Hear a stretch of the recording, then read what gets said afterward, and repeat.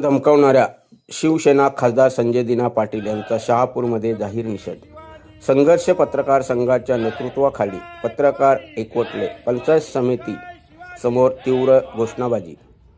भारतीय लोकशाहीचा चौथा आधारस्तंभ असलेल्या पत्रकारितेवर आणि पत्रकारांवर होणारे हल्ले तसेच लोकप्रतिनिधीकडून मिळणाऱ्या धमक्यांचे सत्र थांबण्याचे नाव घेत नाही. शिवसेना खासदार संजय दिना पाटील यांनी पत्रकारांना अश्लील शिवीगाळ करत जीवे मारण्याची धमकी दिल्याचा धक्कादायक प्रकार समोर आला आहे. या कृत्याचा शहापूर तालुक्यात संपूर्ण ठाणे जिल्ह्यात तीव्र प्रसाद उमटले असून शहापूर येथील नामांकित संघर्ष पत्रकार संघ आणि शहापूर तालुका पत्रकार एकजूट यांच्या वतीने खासदार संजय दिना पाटील यांचा जाहीर निषेध करण्यात आला. या ठिकाणी आपल्या मनोगत व्यक्त करू, निषेध व्यक्त करू आणि त्यानंतर समारोप होणार आहे. मी उपस्थितांमध्ये आदरणीय ज्येष्ठ पत्रकारांना विनंती करतो की त्यांनी त्यांच्या हस्ते या ठिकाणी छत्रपती शिवाजी महाराजांच्या पुतळ्यास हार अर्पण करायचा आहे. छत्रपती शिवाजी महाराजांचा जय असो. निषेध आंदोलन या ठिकाणी घेण्यात येत आहे. या आंदोलनासाठी शहापूर तालुक्यातील सर्व पत्रकारांनी या ठिकाणी उपस्थित दर्शवल्याबद्दल आयोजकांच्या वतीने या ठिकाणी आभार व्यक्त करतो. त्याचबरोबर शिवसेनेचे खासदार संजय दिना पाटील यांनी त्यांची मगरुरी दाखवून पत्रकारितेचा बातमीसाठी गेलेले पत्रकारांवर अर्वच्य भाषा करून मारण्याची धमकी दिली. त्याबद्दल प्रथमतः शहापूर तालुका सर्व पत्रकारांच्या वतीनं या ठिकाणी आपण जाहीर निषेध त्यांचा करत आहोत. अशा मुजोर खासदारावर कारवाई झाली पाहिजे अशी मागणी तालुक्यातील सर्व पत्रकारांच्या वतीनं आपण या ठिकाणी करत आहोत. संघर्ष पत्रकार संघाने हे आंदोलन आयोजित केलेलं आहे आणि या आंदोलनासाठी, या निषेध आंदोलनासाठी उपस्थित सर्वांचं या ठिकाणी आभार व्यक्त करून प्रथमतः या निषेध आंदोलनासाठी मी वामनजी केदार यांना विनंती करतो की आपण आपले मनोगत या ठिकाणी या निषेध आंदोलनाच्या बाबतीत व्यक्त करायचे. या ठिकाणी संघर्ष पत्रकार संघाच्या वतीने सर्व पत्रकार बंधू उपस्थित राहिलेत आणि लोकशाहीचा चौथा आधारस्तंभ म्हणून आज संजय दिना पाटील शिवसेनेचे खासदार यांनी जी अडाणी गद्दारपणा केलेला आहे, तो काय अडाणी नाही, तो सुशिक्षित आहे, खासदार आहे, तरी सुद्धा त्यांनी असं बोलायला नको होतं किंवा मारहाण करण्याची भाषा सुद्धा वापरायला नको होती. ही आमच्या सर्व पत्रकार संघाच्या वतीने त्यांना एक हे आहे की असं याच्या पुढे असं होऊ नये. त्यासाठी आता फडणवीसांनी सुद्धा मागे बोलले का पत्रकारांना कोणी थोडी शिवीगाळ केली तरी त्याला जेलची शिक्षा द्या, असं फडणवीस स्वतः म्हटलेले आहेत. मग असं का होतंय? मुख्यमंत्री जर असं म्हणतो का पत्रकारांना अश्लील भाषेत बोलल्यानंतर त्याला जेलची हवा दाखवा, मग आता असा प्रकार का होतो? मुख्यमंत्र्यांनी याचा विचार करायला पाहिजे. आणि सर्व पत्रकारांच्या वतीने आम्ही त्या संजय दिना पाटील खासदार यांचा गद्दारांचा जाहीर निषेध करीत आहोत. जय हिंद, जय महाराष्ट्र. मित्रांनो नमस्कार. काल शिवसेनेचे खासदार संजय दिना पाटील यांनी भांडूप येथे पत्रकारांना जीवे ठार मारण्याच्या धमक्या दिल्या. खरं तर लोकशाहीत पत्रकार हा चौथा स्तंभ आहे आणि या चौथ्या स्तंभावर आघात करण्याचा काल प्रकार मुंबईत घडला. सर्वप्रथम मी संजय दिना पाटील या खासदाराचा येथे जाहीर निषेध करतो. तसेच माझा श्रमिक पत्रकार संघ शहापूर यांच्या वतीने देखील त्यांच्या या वक्तव्याचा जाहीर निषेध करतो आणि सदर खासदारावर लवकरच पोलिसांनी फौजदारी गुन्हे दाखल करून त्याची निष्पक्ष चौकशी करावी ही मागणी आम्ही शहापूर तालुक्याच्या वतीने करतोय. धन्यवाद. आणि आताचे अनेक संजय, एक संजय राऊत सोडला तर काल परवा त्यांनी 3-4 संजयांनी गद्दारी केले. त्यांची सगळ्यांची नावं संजय आहेत. हा महाभागपट संजय आहे. त्या संजयाला दिव्य दृष्टी आणि हा साला मधांध झालाय, सत्तेचा अंधाळा झालाय सत्तेमध्ये. आणि म्हणून सत्ता माणसाला कशी विकृत बनवते त्याचं हे उत्तम उदाहरण आहे. म्हणजे पत्रकाराने शिवीगाळ केली, पोलिसाचा रेकॉर्ड करतात आपलं भाषण, आपण निषेध करतो संविधानानं दिलेल्या अधिकाराचा.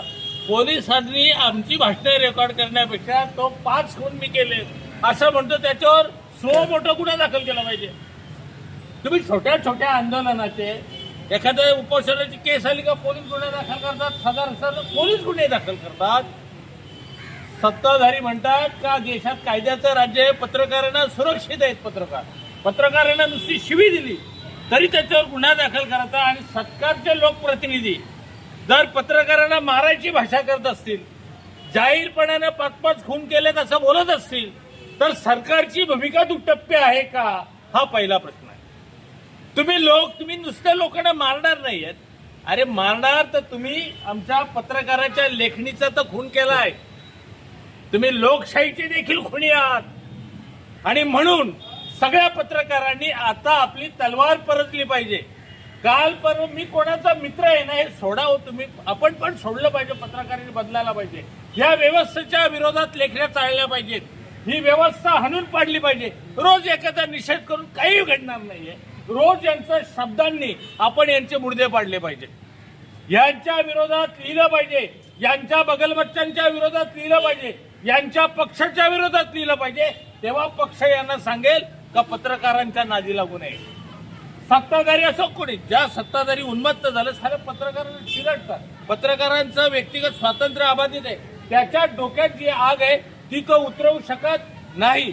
आणि म्हणून पत्रकारांना आता जी आहे ती पत्रकारिता वरवर दिसते. खरी पत्रकारितेच्या आत धगधगते. जी आग विझवण्याचं काम हे सत्ताधारी हरामखोर करत आहेत.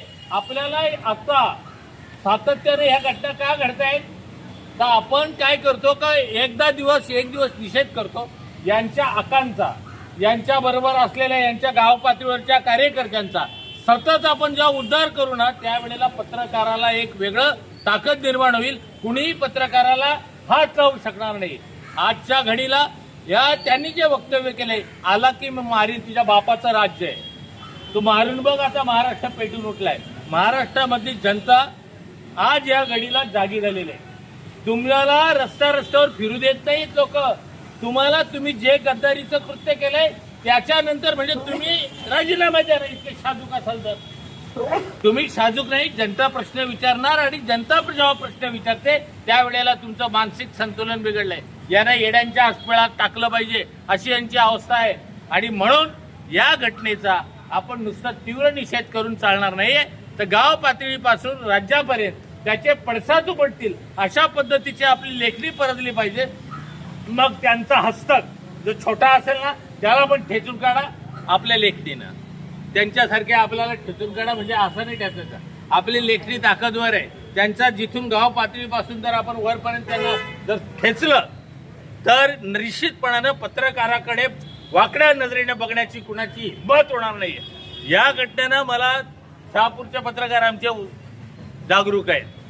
कधीही देशामधले कुठलेही अनुचित प्रकार झाला का इथं त्याबद्दलचा या शिवाजी महाराजांच्या समोर येऊन त्या घटनेचा तीव्र निषेध केला जातो.